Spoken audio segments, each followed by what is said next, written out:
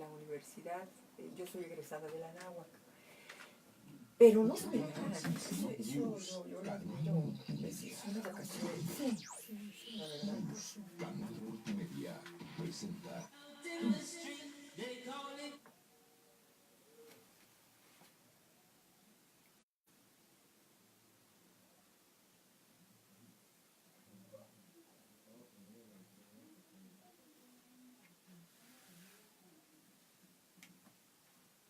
Muy buenas tardes a todos, bienvenidos a su programa Rutas y Retos de Legalidad, en donde analizamos temas relacionados con el derecho administrativo, derechos de los gobernados, disciplinas administrativas y del derecho público en general. La tarde de hoy pues tenemos una invitada de súper de lujo, diríamos la maestra Beatriz Pajes Rebollar, quien como todos saben ha sido directora y es directora de la revista Siempre, una revista ya pues de una amplia tradición, lo cual habla muy bien del mismo medio de comunicación, porque es difícil siempre sostener dentro de este ámbito tan competido una revista por tanto tiempo. La maestra Beatriz Pajes Rebollar también ha sido diputada en 2 ocasiones y en la última vez pues fue diputada constituyente. Buenas tardes, maestra. ¿Cómo le va, mi querida doctora Sonia Venegas? Un placer y muchas gracias por invitarme. No, muchísimas gracias por aceptar la invitación. Esta tarde vamos a platicar sobre el nuevo Congreso y sobre la legalidad pues en la nueva estructura del nuevo gobierno, ¿verdad? Ya que pues con esta trayectoria que ha tenido como congresista, pues va a ser muy importante que los alumnos, los docentes, que son el público que tenemos a través de este Radio Yus Multimedia, que a su vez está integrado a una red universitaria de radios, de medios de comunicación. Bien, ¿pudiera introducirnos un poco al tema? ¿Cómo es el nuevo Congreso actualmente? ¿Cómo se integra? ¿Cuáles son las características principales? Siempre nos gusta como llevar de la mano a los alumnos que nos estén escuchando, porque pues hay tanto de primer semestre como de la mitad de la carrera o ya prontos a salir. Bien, sí, cómo no, gracias, doctora.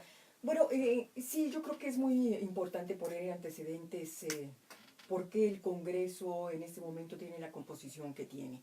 El 1 de julio de este año, como consecuencia del resultado electoral, del proceso electoral presidencial, pues tuvimos por un lado un candidato a la presidencia de la República, representado por Andrés Manuel López Obrador y por su partido Morena, con una votación histórica. 30 millones de votos recibió Andrés Manuel López Obrador, una cantidad de sufragios que no se habían visto en muchos años en el país, tal vez nunca en el México moderno. Y por el otro lado, y como consecuencia, bueno, esta votación histórica llevó al partido Morena a tener mayoría casi absoluta, tanto en la Cámara de Senadores como en la Cámara de Diputados. De la misma manera, Morena ganó 17 congresos locales y obtuvo 5 gubernaturas de las que estuvieron en juego en el 1 de julio. De tal manera que tenemos en este momento, pues como coloquialmente se usa decir en la política, carro completo por parte de Morena. Morena se llevó prácticamente todo, tanto en la Cámara de Diputados como en la Cámara de Senadores. Ahora viene sí. esta cuestión de que el Ejecutivo es del mismo partido que la mayoría del Congreso. ¿Cómo vislumbra el ejercicio de división de poderes dentro del esquema federal? Porque pudiera tener sus ventajas y sus desventajas. ¿Cuáles pudieran ser esas? ¿Cuál sería su lectura? Bueno, yo creo que tenemos que decir algo muy importante. Yo creo que el futuro o el actual presidente electo, a lo largo de toda su campaña, le vino diciendo a los mexicanos que se trataba que de llegar él al poder se trataría de un cambio de régimen, de hacer las cosas en México de manera totalmente distinta, que iba a haber ahora sí verdadera democracia, que ya no se iban a dar situaciones similares a cuando el PRI gobernó y cuando el PRI precisamente utilizó su carro completo para imponer una serie de leyes, para imponer una serie de iniciativas y una serie de decisiones que evidentemente correspondían a un procedimiento totalmente antidemocrático. De tal manera que a partir de esta promesa, nosotros esperaríamos que el próximo gobierno operara democráticamente, es decir, que no impusiera su mayoría en ninguna de las dos cámaras, simple y sencillamente para imponer su voluntad. Y que por el contrario hubiera un ejercicio de negociación, de convencimiento, de incorporación de otras ideas de los otros partidos, aunque fueran minorías, precisamente para que todo México, todos los mexicanos, nos viéramos reflejados y representados en las leyes que se fueran a aprobar. Es decir, esto sería lo bondadoso. Es decir, si efectivamente vamos a tener un presidente de México con una vocación verdaderamente democrática y republicana, supondríamos que tanto él al frente del Ejecutivo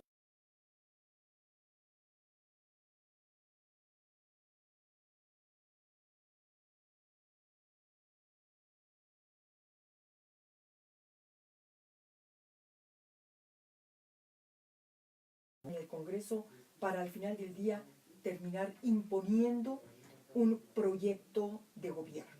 E incluso yo le diría que pudiéramos ir a un terreno muchísimo más peligroso, ¿Cómo cuál? como por ejemplo el tratar de imponer una nueva constitución. Es decir, usted sabe como abogada, yo no soy abogada, pero Sí. usted sabe que cuando se tiene una mayoría de esta naturaleza, tanto en el Congreso Federal como en la mayoría de los congresos locales, se puede imponer una nueva constitución.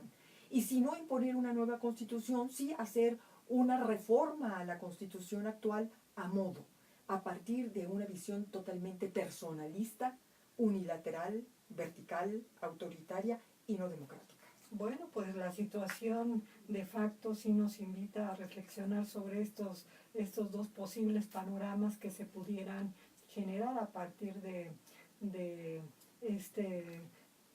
esta cantidad tan importante que tiene Morena en el poder legislativo, sobre todo. Bueno, el ejecutivo queda sobredicho, ¿no? Que fue avasallador la votación. ¿Tenemos grandes cambios en el Congreso actualmente? Yo creo ¿O que es solamente una cuestión de carácter partidista? A ver, doctora, a mí me parece que lo que ha ocurrido en las últimas semanas es muy preocupante. A partir de lo que estamos diciendo, de que la oferta inicial del candidato ganador fue actuar de manera democrática y republicana, apegada sobre todo a la legalidad. Sí. Nosotros sabemos que, pues, las razones por las cuales el 1 de julio perdió el actual partido, el PRI, en el gobierno, y ganó López Obrador y su partido Morena, bueno, pues es porque la sociedad estaba precisamente cansada y con razón de la corrupción, de la impunidad, de la ilegalidad. Sí, fue un voto de enojo, De castigo, ¿no? de castigo, Como ¿verdad? ya se había dado anteriormente en la historia. Sin embargo, vimos con enorme preocupación que la nueva legislatura se inaugura justo el primer día de sesiones con una flagrante ilegalidad. Es decir, ¿qué es lo que vimos en el Senado? Vimos en el Senado que se concede licencia al entonces senador Manuel Velasco Coello para que se pueda separar del cargo, regresar a la gubernatura de Chiapas, infringiendo la Constitución.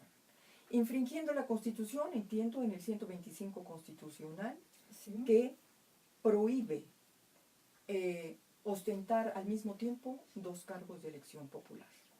Pero además otra violación también a la Constitución, porque pues incluso quiero decirle que ha sido tema de muchos constitucionalistas, de que bueno, lo que ocurre es que se concede licencia al senador Manuel Velasco Coello cuando también hay el mandato constitucional, primero eso del 125, pero por el otro lado, cuando Manuel Velasco estaría, tendría prohibido haber contendido por un cargo de elección popular siendo gobernador del estado de Chiapas, cuando está todavía gobernando.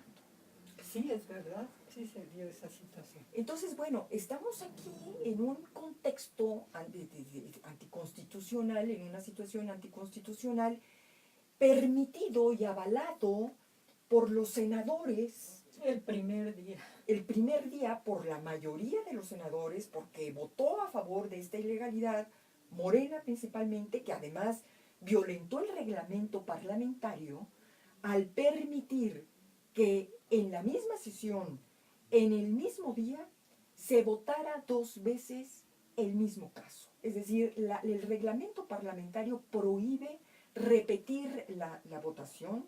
Sí. Y bueno, y lo que hicieron los senadores fue argumentar que como no había estado claro el resultado de la votación, que usted recuerda que primero se le prohibió, es decir, el primer resultado de la votación fue prohibir o no dar, no conceder la licencia a Velasco Coello para que se retirara del cargo, y se repite la votación para lograr lo que quería el partido Morena y lo que había acordado con el Partido Verde. Entonces a mí me parece que estamos de primera mano inmersos en una ilegalidad muy preocupante. Sí, yo creo que en efecto es sumamente preocupante, no es ilegalidad e inconstitucionalidad llevada a un rango superior, y sí hay que razonarlo, y sobre todo me parece que los ámbitos universitarios son excelentes para manifestar este tipo de observaciones, ¿no? Porque no deberíamos de pasar por alto unas cuestiones tan significativas, tan importantes de inconstitucionalidad, pues por parte de un nuevo Senado el primer día de labores. Digo, aunque fuera el segundo o tercero, no se debe permitir, pero yo creo que sí es significativo, porque también a los ciudadanos les puede ir marcando la idea de por qué rumbo van a ir, ¿no? Entonces esto es terrible. Vamos a escuchar mensajes institucionales y estamos de regreso con la maestra Beatriz Pajés Rebollar, platicando sobre el nuevo Congreso de la Unión y la legalidad en el entorno del nuevo gobierno. Continuamos en 2 minutos. No, pues es que eso sí fue terrible. Entonces, pues de qué se va a tratar, ¿no? O sea, van a negociar primero y ya luego nada más van a llegar como que a hacer en dónde queda el verdadero debate, en dónde queda esa presencia. Es que fue tan justo, fue tan justo. Qué terrible. El secretario de Estudios sobre Comercio Exterior de la Facultad de Derecho de la UNAM los invita a escuchar el programa de radio En Frontera, donde hablamos sobre No, y me imagino que, por ejemplo, con esta cuestión de que la reforma educativa la quieren echar para atrás, pues necesitan una reforma constitucional, y ahorita como nos plantea, pues va a ser cualquier cosa, ¿no? Va a ser la reforma constitucional de estos diputados que tienen, de la coordinadora, que tienen 20 y tantos diputados actualmente hay de Morena, que pertenecen a la coordinadora. Entonces tú dices, bueno, todo lo vas a arreglar en función de los intereses de estos grupos que te llevaron al cargo. Sí, bueno, yo ya decía, es que eso se debe venir de que empieza a recibir gente de todos lados, y de todo tipo, y de todo, ya, de qué se va a tratar, ¿no? Y a cumplir compromisos, ¿no? Porque juegan con el destino del país, ¿no? Y desafortunadamente de la cultura también de la sociedad mexicana, pues cuando les hablan a su nivel, deciden cualquier cosa, piensan que todo está perfecto. Les estás enseñando a la sociedad que le estás enseñando. Si de por sí, maestra, estamos en una sociedad ajena a la legalidad, ¿no? Sí, no hay una cultura, un respeto a la legalidad. Retos de legalidad con Sonia Venegas Álvarez. Continuamos en 10 segundos.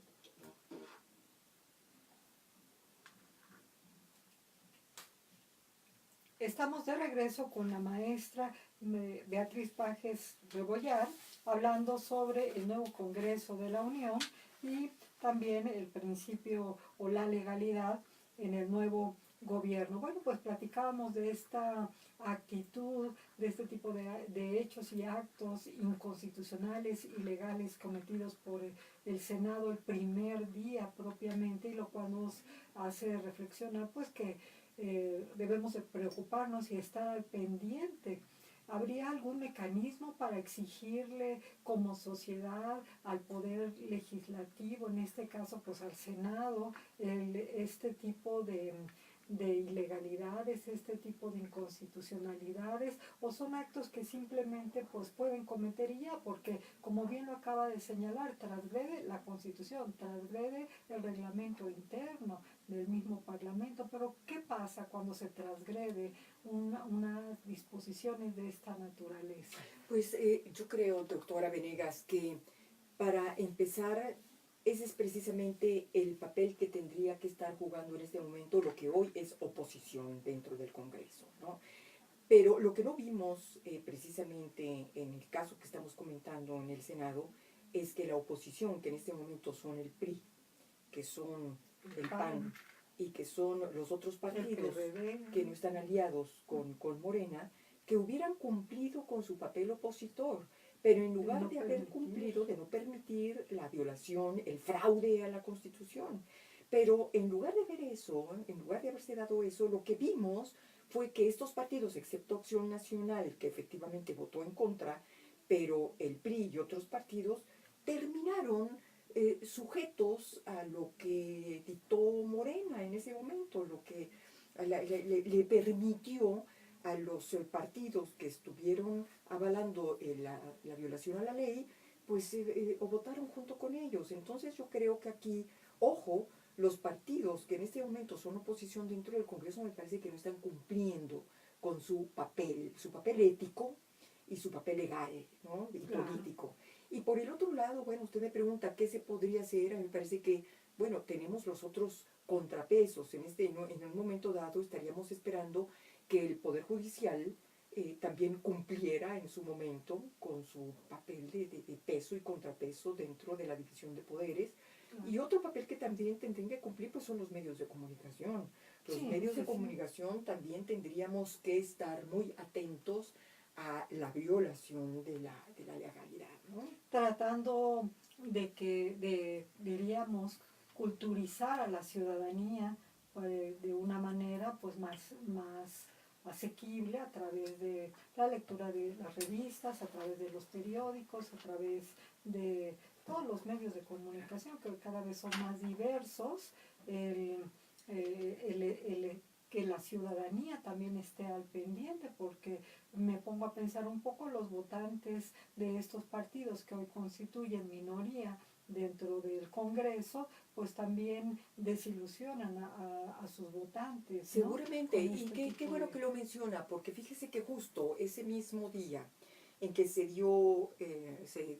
concedió licencia al senador Velasco Coello, justo ese día estaba ocurriendo algo parecido en la Cámara de Diputados, que es cuando 5 diputados del Partido Verde brincaron al Partido Morena.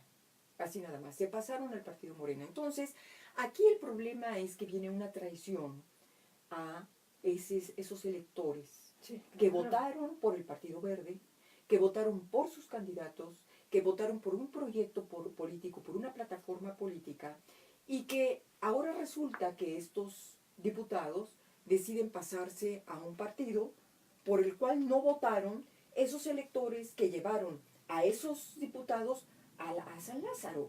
Entonces, bueno, ahí me parece que también tendrá en su momento que legislarse para prohibir ese pase oportunista de diputados o de senadores a otros partidos cuando fueron votados por otro, ¿no? Claro, porque deja ver como meramente el interés personal de decir, bueno, pues, ¿qué hago en este partido? No voy a obtener lo que yo quiero, me cambio en el primer día de actividades, Así ¿no? es, O sea, no es y además como que propiamente- todo muy calculado. Exacto. Y lo que representa un engaño al electorado, que a mí me parece que eso debería de ser sancionado. Totalmente, y además un engaño al electorado, un engaño pues a todas las instituciones electorales, ¿no? Porque pues fueron recursos asignados a un determinado partido político. ¿Por qué? Porque el sistema está hecho precisamente para que haya ese juego, esa pluralidad, y llegan y dicen, bueno, pues me voy con el grupo de la mayoría. Así es. El primer día realmente, pues nuevamente vuelvo a utilizar el mismo calificativo, es muy preocupante para nosotros como ciudadanos. ¿Por qué? Porque nos desilusiona el mismo sistema de partidos también, ¿no? ¿A qué están jugando actualmente estos políticos que, como se dice popularmente, un día revisten una bandera y al día siguiente otra? Efectivamente, bueno, vea usted lo que ocurrió también allá en Chiapas con estas 51 mujeres, Ah, no, las claro. famosas Manuelitas, que así fueron Es calificadas, increíble. ¿no? Bautizadas, que bueno, pues por presión, bajo presión de funcionarios del gobierno de Chiapas, bajo presión de los partidos políticos, bajo presión de algunos funcionarios, pues decidieron renunciar a sus cargos como diputadas o como regidoras para ceder estos cargos a hombres, a varones. Entonces, bueno, eso también no solamente habla mal de los partidos y los funcionarios que estuvieron presionando y aprovechándose en muchos casos de la ignorancia y del desconocimiento de muchas de estas mujeres, que por cierto eran indígenas, para hacer un uso político distinto de esos cargos que electoralmente pues habían tenido un destino distinto, ¿no? Es decir, la sociedad había votado de una manera diferente y ahora pues estas mujeres bajo presión tuvieron que ceder, tuvieron que renunciar, y lo que también no solamente violenta estas conquistas que las mujeres hemos dado para ser respetadas en nuestros derechos políticos, leyes en las que hemos avanzado para contrarrestar la violencia de género, para lograr Para que la haya igualdad, representatividad, ¿no? Para que ¿no? haya O sea, representatividad. así como costó llegar al derecho al voto femenino, pues Así es. también ha ido costando el ir incorporando este tipo de, en este caso pues las curules, para que sean asignadas a mujeres, porque sí es necesaria una visión distinta, una visión de equidad de género, y realmente pues hay diríamos una negociación, una mercadería totalmente, y una burla a los principios, ¿no? Eso es como muy grave, me parecería. Son malos antecedentes, ¿verdad? Malos precedentes. Sí. ¿Qué puntos deberán de tomar en cuenta estos legisladores ahora? Además de, pues yo creo que ellos mismos deberían de hacer un trabajo de autocrítica, de ver cómo van a ser evaluados también, ¿no? Yo lo espero que no se engolosinen con el poder. Yo espero que en esta llamada cuarta transformación, en este momento en que se ha dicho que el país va a comenzar a vivir una nueva forma de hacer política, donde los legisladores y los políticos en general van a tener que actuar con honestidad, con honorabilidad, porque se trata de una nueva etapa y de una nueva era, los legisladores sean lo suficientemente humildes, sencillos e inteligentes para poder, para escuchar los reclamos de la sociedad y puedan ajustar su conducta y su actuación a lo que marca la ley y sobre todo a lo que está exigiendo de ellos la sociedad, que por eso los llevó ahí. Es decir, que recuerden y no se les olvide que estos legisladores, más que cualquier otros en la historia del país, llegaron ahí porque lo que le prometieron al electorado fue actuar apegados a la legalidad, a la honorabilidad, para hacer una nueva forma de hacer política. Que no se les olvide, que no se engolosinen, maestra. Ese es el reto que en este momento tienen. Sí, me parece muy interesante. ¿Cuál es la lectura que usted hace de todas estas propuestas de recortes de prestaciones a los legisladores. ¿Es mero populismo o sí es importante este recorte de prestaciones como los seguros médicos, los viajes? Y bueno, creo que ahora hasta un poco han tratado de hacer exhibicionismo, a mí me parece, la parte de los alimentos, ¿no? Con esto de que pues llevan vasitos de frutas y verduras y lo destacan como si la gente de a pie no comiéramos esos vasitos de fruta tan comúnmente, ¿verdad? Así es. Mire, yo fui como usted bien decía al principio del programa, fui diputada federal. Sí. Y me tocó ser testigo de todos estos excesos de privilegios Sí. que había en el Congreso. Yo estoy muy de acuerdo en que se acabe con esos excesos y con todos esos privilegios que no tienen la mayoría de los mexicanos. Estoy muy de acuerdo en que viajes, turismo, sobresueldos, choferes, automóviles. A mí me parece que sí, el legislador debe de convertirse en un servidor verdaderamente al servicio de la sociedad y no llegar ahí por la única razón porque voy a recibir ahí unos sueldos Claro, de verdaderamente privilegios, excesivos y digo, ya con la privilegios. institución Sí. del fuero. Ahí. Yo estoy de acuerdo con esa parte. Pero con lo que no estoy de acuerdo, maestra, es que efectivamente se pretenda hacer de esto un espectáculo. Si tú vas a ser honesto, yo creo que no hace falta que le hagas publicidad a la honestidad. Y lo que vimos, por el otro lado, pues fue una terrible contradicción. Porque por un lado me dijiste que ibas a recortar sueldos, salarios y que ibas a quitar cacahuates y papas fritas, Sí, sí, pero por el otro lado me violentas la Constitución. digo, Entonces, a ver, la honestidad y la legalidad es en todo, no solamente en una parte. Es decir, si me vas a quitar las toallas sanitarias para decir que yo voy a ser honesto y voy a ser austero, pero No. por el otro lado cometes una serie de fraudes a la Constitución, yo como mexicano prefiero que seas legal, que estés apegado a la Constitución, a que me digas que hoy ya no vas a comer cacahuates porque eres muy honesto, ¿no? Entonces, bueno, estamos haciendo, usted mencionaba hace un momento el caso de los alimentos, estamos pasando de las bolsas Louis Vuitton que comenzaban a utilizar las diputadas y las senadoras por los grandes salarios que recibían, al espectáculo del recipiente del Tupperware, ¿no? Entonces, bueno, sabemos que muchos de estos legisladores que están presumiendo de la autoridad son verdaderamente políticos terriblemente enriquecidos por la trayectoria. Sí, Es sí, decir, sí, entonces, bueno, también vamos a poner las cosas en su justo sitio, ¿no? Sí, y tanto como decir, mi nivel de vida es alto, pero si tú no me lo pagas, pueblo, entonces va a ser bajo, entre comillas, ¿no? Cuando en realidad tienen los medios para pagarse un seguro de gastos médicos, un chofer y que no se burlen de nosotros. Exactamente. Que no se burlen de nosotros. Entonces, vamos a otro corte institucional y estamos de regreso con la maestra Beatriz Paje Rebollar en esta deliciosa plática sobre el nuevo Congreso y la legalidad en el nuevo gobierno. A entrar todavía. Continuamos en 2 minutos. Negas Álvarez. Qué cosas, ¿verdad? Sí, güey. Esa cosa de los Tupperware. Muy bueno. Tupperware. Es populismo, ¿no? Porque pues realmente, y saliendo de ahí seguro ya están en el Lo de CEP, Martí Mire, por ejemplo, yo menciono el caso del actual de Ricardo Monreal. Es dueño de Zacatecas. Es dueño de Zacatecas. Sí, yo tengo una oficina. Son austeros.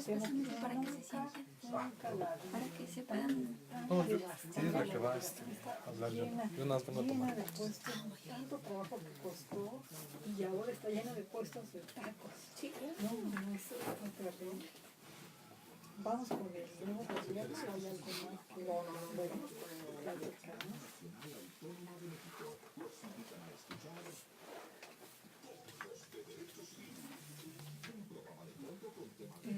No, al final si quieres la grabas, lo dejamos así, por favor aprovechar la fiesta. De verdad que es una invitada de Ay, no, doctora, al contrario, un placer tener oportunidad. Todos estamos obligados a preservar nuestro entorno. Por supuesto que tú también. No te hagas. Hagamos el planeta genial otra vez. Documental eficaz. Con Aquilino Vázquez García, como cada jueves a las 12 horas. El Seminario de Estudios sobre el Comercio Exterior de la Facultad de Derecho de la UNAM los invita a escuchar el programa de radio En Frontera, donde hablamos sobre temas de comercio exterior, logística y aduanas. Todos los martes, de 5 a 6 p.m. por Luz, Canal Multimedia. No sabía que ya tenían un programa de aduanero. De 5 a 6. Síguenos de lunes a viernes Ah. en la programación de Luz, Canal Yo dije, Multimedia, ¿cuál programa? Derecho a tus oídos. ¿No era el del doctor Víctor? Ajá.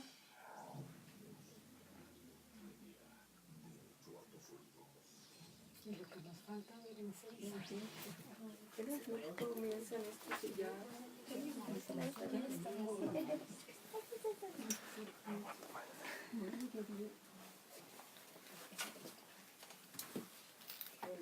Qué cosa. Estamos de regreso en nuestro programa Rutas y Retos de Legalidad con la maestra Beatriz Pajes Rebollar, platicando sobre la situación del nuevo Congreso de la Unión, el nuevo gobierno y la legalidad. Ya estuvimos platicando y nos quedaría mucho tema, ¿verdad?, sobre el Congreso, pero pues ya en este último bloque tratar el tema del nuevo gobierno entrante y sobre todo su vinculación con la legalidad.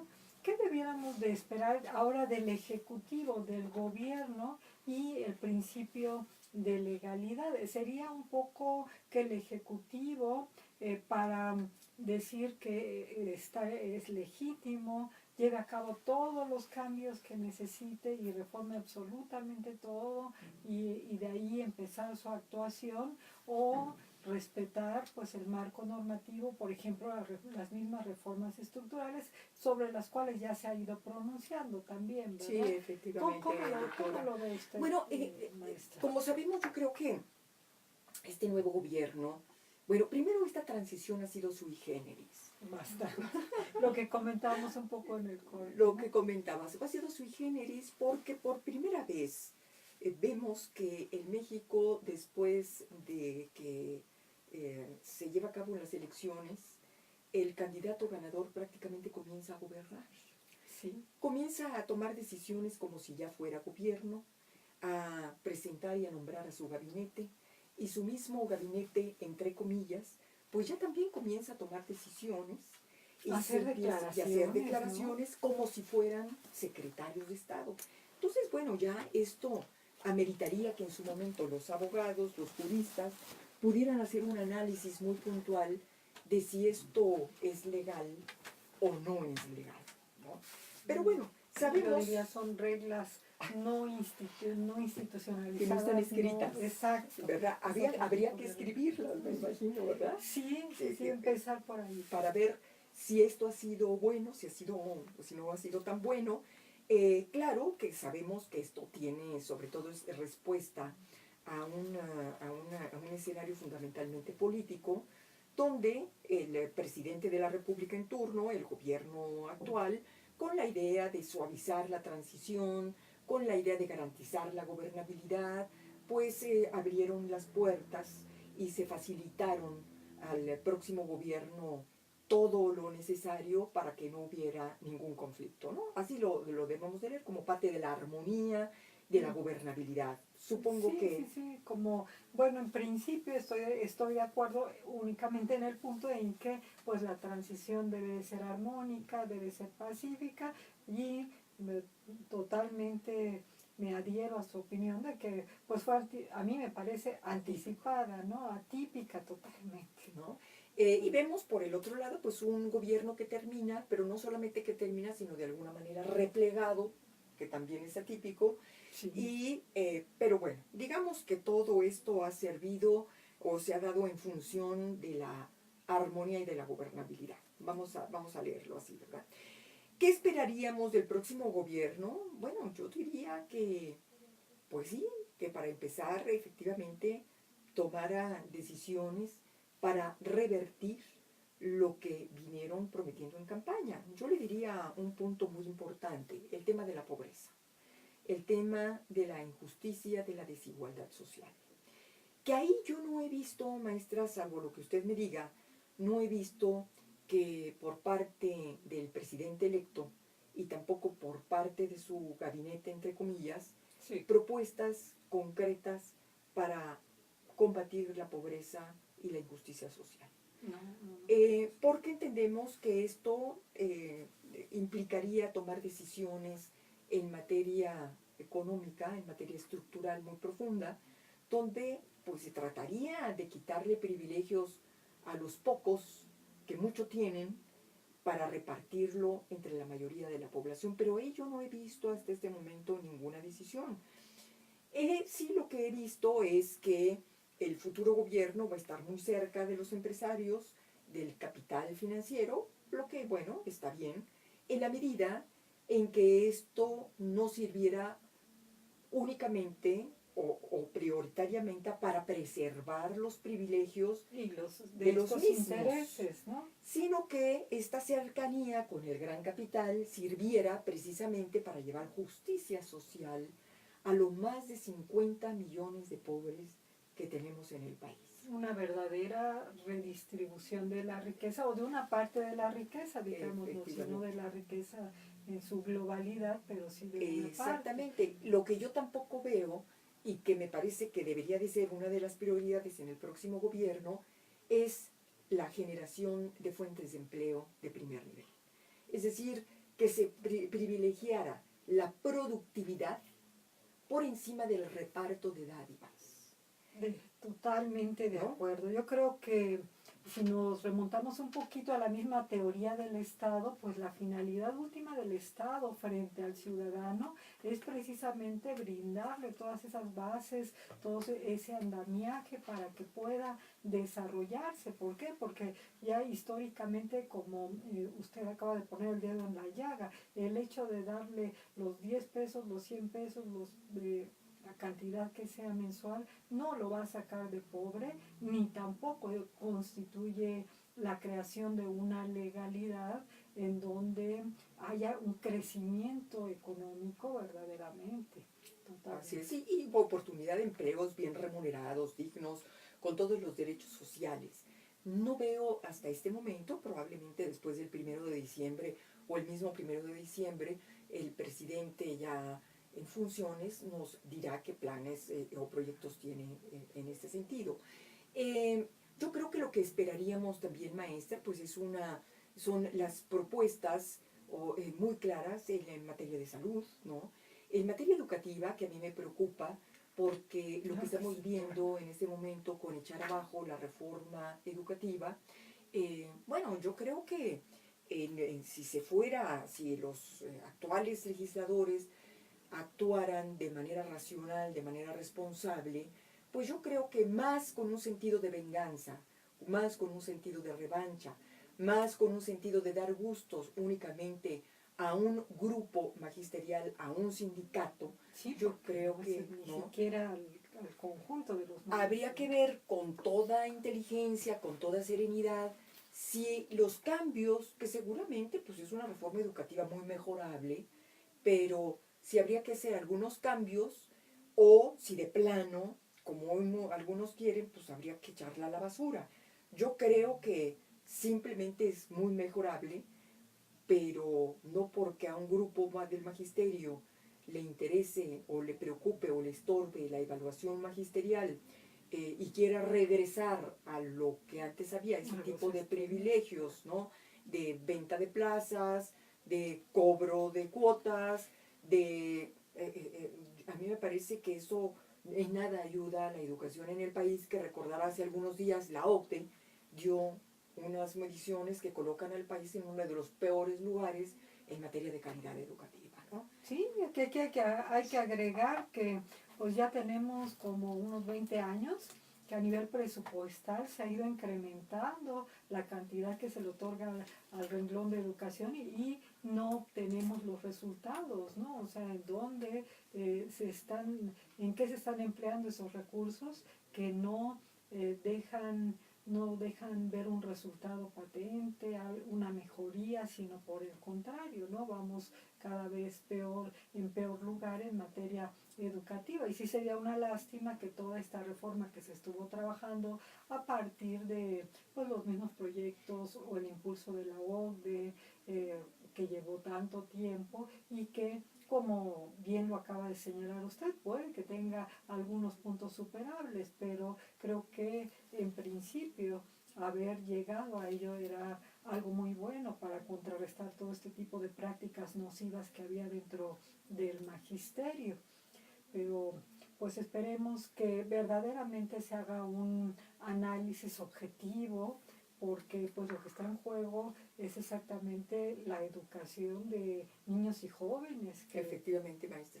Y bueno, y otro reto muy importante pues es el tema del combate a la violencia y al crimen organizado. Lo que estamos viendo con estos foros y que donde se ha hablado de reconciliación nacional, pues ya hemos visto cuál ha sido la respuesta de las víctimas, que no están de acuerdo con el perdón, y a mí me parece que tienen razón. Sí, yo creo que hay también. que aplicarles la ley, no el perdón ni tampoco el olvido, porque a mí me parece que un padre de familia jamás va a poder olvidar ni perdonar que sus hijos hayan desaparecido o hayan sido asesinados, de tal manera que yo creo que la reconciliación, la base de la reconciliación es la aplicación de la ley. Pero creo, en mi opinión, de que ha habido un tanto cuanto de ingenuidad en el pensar que con el olvido, que con el perdón, pues se va a resolver, se va a reconstruir una sociedad que sin duda está dividida, entre otras razones, por el tema de la violencia. Y bueno, el crimen organizado, que sabemos que no podemos suponer que a través de un perdón o de una amnistía se va a poder resolver un problema como es el crimen organizado. Pues sabemos que lo que le interesa fundamentalmente al crimen organizado no solamente es apoderarse de espacios políticos y sociales, sino también de ser un poder económico que no están dispuestos a perder a partir de una supuesta amnistía, ¿no? Y que ni van a parar, ¿no? Evidentemente que ni van a parar, porque pues son intereses muy, muy fuertes y pues es lo más devastador de la sociedad. Quisiera ver a estos futuros funcionarios que se pronuncian en ese sentido, que entraran a su casa, que les robaran, que los despojaran de sus pertenencias, por decir lo mínimo, y después los llevaran a un lugar para que se reconcilien y lo perdonen, ¿no? Efectivamente. Sí, Entonces, sí, bueno, sí. ese es un gran tema, ¿no? Totalmente, Vamos, yo creo que el que más, es uno de los temas se- más importantes. Y que además, bueno, efectivamente esto puede provocar también que pues una sociedad inconforme con que no haya unas nuevas instituciones encargadas de de la aplicación correcta de la justicia, se desentiendan al final del día, ¿no? Claro, y que no haya cambio realmente, ¿no? Que solamente digan, bueno, pues como todo estaba bien, pues continuamos igual, y todavía en este sentido del perdón, pues creo que peor, ¿no? Diríamos, o al menos también es de mi opinión. En el campo de la salud, ¿qué retos tiene el nuevo gobierno, maestra? Bueno, yo creo que en el campo de la salud, naturalmente, tiene que ver con la infraestructura, tiene que ver con la construcción de más hospitales, de tener hospitales y centros de salud con mayor especialidades, con mayores especializaciones. Por supuesto, un cuerpo médico mucho mejor pagado, mucho mejor preparado.